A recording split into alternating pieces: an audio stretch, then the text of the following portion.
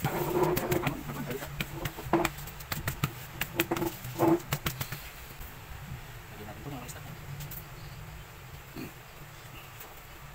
nagbuhat mo aning certificate holder mga kabisdak, kinahanglan gyud nga mamahaw ta og daghan.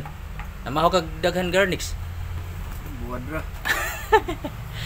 Buwad dry sud ani Garnix karon pamahaw. Lagyan na po natin ng ply lip ito.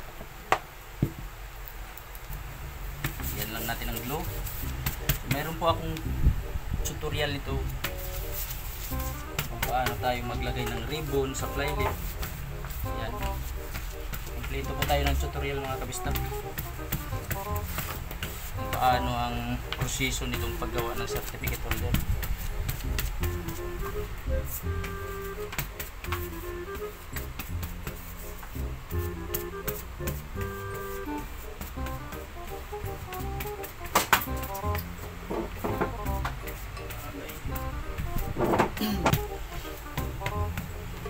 Yan, lagyan natin ng ply lip na may ribbon. Ito na po yan.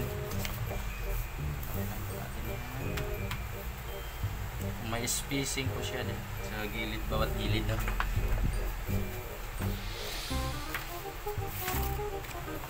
Yan isa, tapos lagyan natin yan. Yan, tapos hagurin po ng basahan. Yung mga sobrang glue sa gilid, yan po hagurin natin ng basahan. Right? Yan. Sana nakikita dyan mga kabistak kung maganda sa ating camera. Tapos hagurin natin ang supply.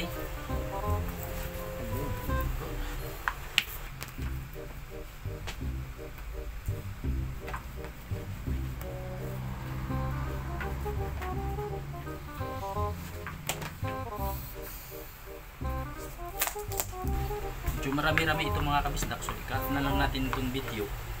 So pinapakita ko lang sa inyo kung paano yung proseso sa pagdikit nitong ply lip. Kasi matagal dito eh. Matagal din ito matapos mga kabisdak. Kabutan kami ng 2 araw nito. Kasi mayroon din po kasing mga isingit na bukbayin. So ginagawa namin, kasi itong ginagawa namin certificate hindi naman ito RAS. Pwede tayong magsingit ng mga hardbound.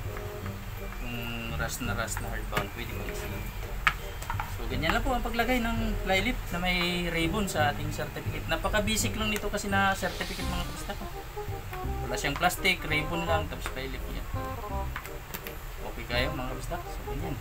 Ganyan po yan. So yung ano natin, logo, sulat. Okay kayo.